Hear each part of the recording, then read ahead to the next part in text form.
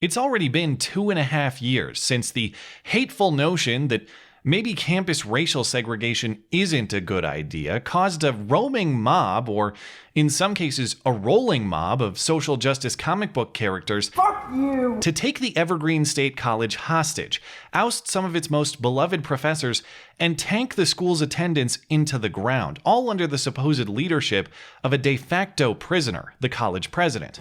No, fuck you, George. We don't want to hear a goddamn thing you have to say. You talk so fucking much. No, you shut the fuck up. If you were going to go to the bathroom, you had to go with 2 escorts? Is that true? That's what the students felt was true. I was going to go to the bathroom. What do you mean the students? Well, that's what they said. If you want to go to the bathroom, I was going to go to the bathroom regardless, and they wanted to escort me. Why did they want to escort you to the bathroom? I don't know. Did you ask them?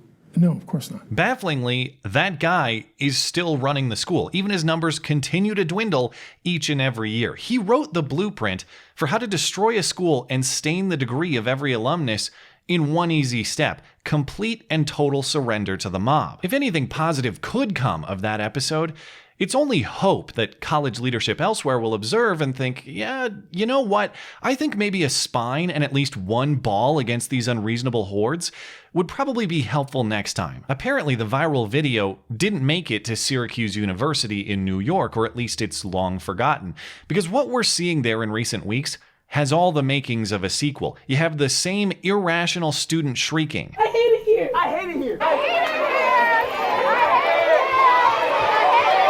it here. Coddled by the same sort of spineless school leadership. We just cannot let our students of color, our Jewish students, our Asian students, or any of our students or faculty and staff be afraid on this campus because of who they are. How we got here is a complicated timeline with what looks like at least some exaggerated fact, some confirmed outright hoaxery, and a lot of unsubstantiated claims in between. It all started on November 6th when apparently the N-word was written on part of a light, on at least one mirror, and on garbage cans in a dorm bathroom. There was also an undisclosed anti-Asian slur written on a bulletin board in that same dormitory. Could it be the G word, or the J word, or the C word? Use your imagination.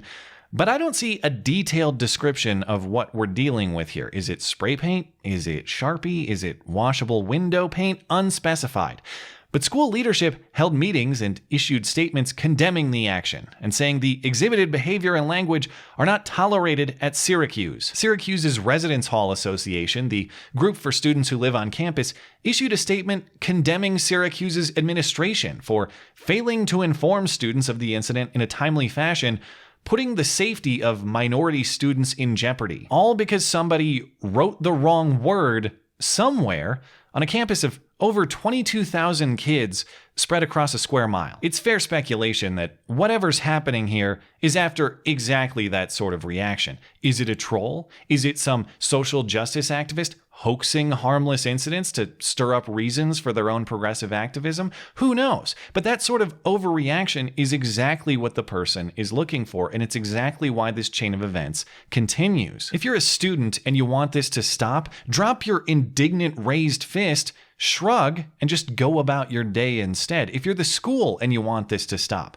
treat this graffiti just like any other, send janitor Bob up there to clean it up, and stop sending out emails implying that student lives are at risk. Instead, they perpetuate, and so a week later on the 13th, possibly the same culprit struck again, this time writing anti-Asian graffiti in a bathroom stall in the physics building. No suspect identified. If it's the same guy, he's very good at covering his tracks. Or maybe the tracks are actually his medium, because next it was the snow that became the canvas for hate. There was a swastika written in the snow. Now, the Syracuse police around 45 minutes ago came to take pictures, file a report, and wipe it all away. The director of Hillel, Jillian Juni, just sent us a statement, and she said, "The incident is extremely upsetting for Jewish students on campus, especially on the heels of racist incidents earlier this week. We must continue to work together to build trust, to effect change, and create a community where every individual is respected and valued." Wow, not even the dedicated chief diversity and inclusion officer could stop this incident. Somebody get this guy a tauntaun.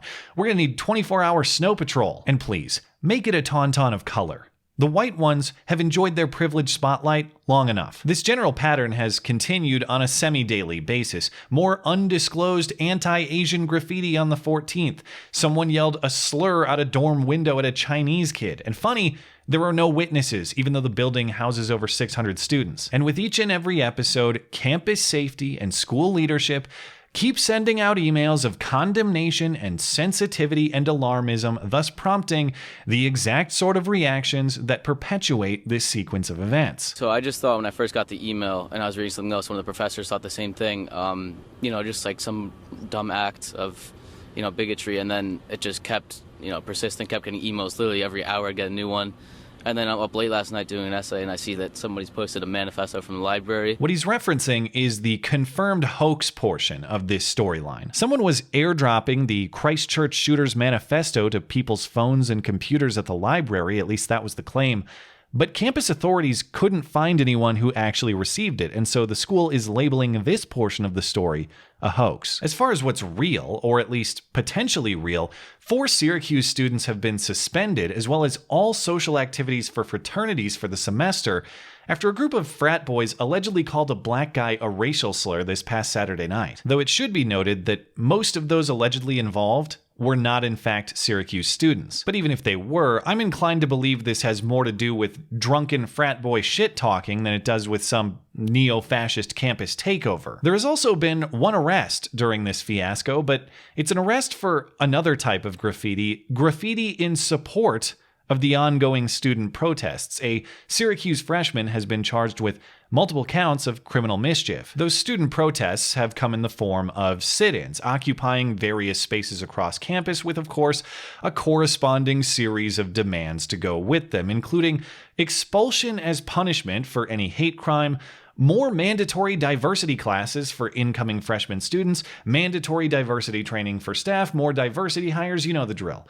But students are also demanding the student right to choose roommates of the same race, a demand I don't think would have been treated as kindly were it made by students of a more pale complexion. But since the right skin tones made this demand, the school chancellor took out his pen and signed his agreement right away without hesitation, only balking on 3 of the terms because they may in fact be in conflict with the law. And hey, good thing he did, because these students demanded his resignation otherwise. But don't worry, I'm sure this capitulation will finally be the one that satisfies their insatiable appetite for social justice, as though this guy had somehow been an enemy to their cause up to this point anyway. These students are demanding a new building for multicultural offices because the chancellor supposedly hasn't devoted enough resources to this crap, even though the guy just got done opening a brand new multi-million-dollar social justice center on campus. But yeah, I'm sure you need both the Multicultural Center and the Social Justice Center. It's only through their combined forces that you can hope to stop the snow swastikas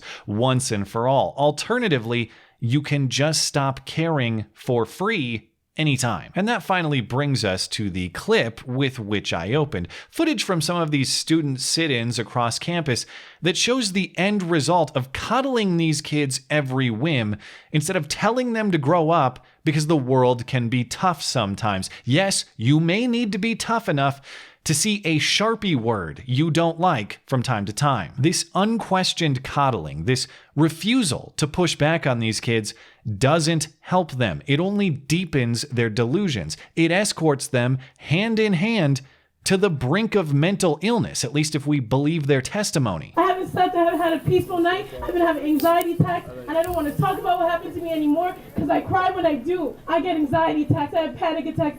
This university stole my mental health. I was one of the happiest people before I came here. And you want me to pay full tuition that those white students are paying? For what? For a university who stole my mental health? I can't sleep. I wake up and I wake my roommate up, I'm crying. Y'all would have admitted me, I would have been happy at home. I wish I didn't come here. If you hadn't admitted me, I'd be happy at home. I'm sorry. Did Syracuse henchmen storm your home and kidnap you and bring you here? This next guy says that Syracuse's hostile environment nearly killed his mom. I'm tired. I want to go home. I sit there crying to my mom. I'm like, Mom, I don't feel like I fit in here. I cry to her all the time. I'm like, Mom, you should have to go. My mom had a stroke because she's trying to keep me here. She had a fucking stroke. What the hell are y'all doing? They act like it's prison. Ooh, I hate it here. Ooh, I'm here against my will. Ooh, my mom almost died because I'm here. Well, geez, that all sounds terrible. That all sounds unhealthy. Why don't you just leave then? Oh, no. See, it's your job to immediately accommodate my ever-changing list of infinite irrational demands. Make all the jokes you want about these kids. Watching them and listening to them, I actually believe some of the outcomes they're describing. I actually believe they are, in fact, miserable. I actually believe that their lives are, in fact, hampered, and they may be unhealthy because of their time at Syracuse. I actually believe that they feel like they're living in some kind of plantation reenactment or oncoming ethnic cleanse. But it's not because the threats are real, of course. It's because these kids are conditioned by school faculty and administration to believe the threats are real. People who at worst inject these self-destructive ideas directly into these kids' heads. People who at best think a big heart means coddling delusion, not challenging it. We've seen this script before, and we've seen the outcome. Unless someone finally gets the spine to tell these kids, if you don't like it here, leave. Soon enough, they will make everyone else leave. Ironic that the irrational pursuit of inclusivity always makes a ghost town. Thanks as always for listening and for supporting this channel. Always appreciate that thoughtful discussion down below, and especially over on Twitter. That is at ML Christiansen. You're always welcome to coming out and chat in my live streams. Those are linked down in the description. Looking forward to it. Goodbye.